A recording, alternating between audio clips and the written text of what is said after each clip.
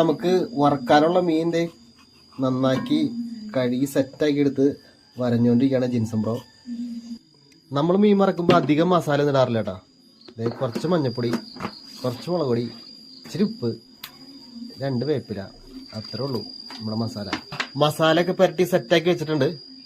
ഇവരിവിടെ കുറച്ച് നേരം റെസ്റ്റ് ചെയ്യട്ടെ. അപ്പോൾ അധികം നമുക്ക് കുളിച്ച് ഫ്രഷ് ആയിട്ട് വരാം.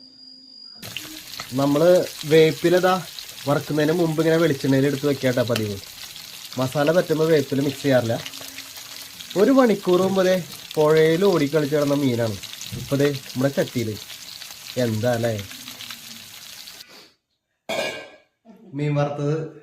ചൂടൻ ചോറാട്ടാ.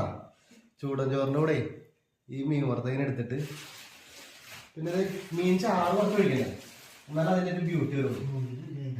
മീൻ ചാറ് കുറച്ച് കഴിക്കുക, മുളക് ചാറാണ് സൂപ്പ്. നിങ്ങൾക്ക് തരാണ്ട് എങ്ങനെയാ കഴിക്കുക. അപ്പോൾ കഴിക്കല്ലേ പൊളി സാധനം.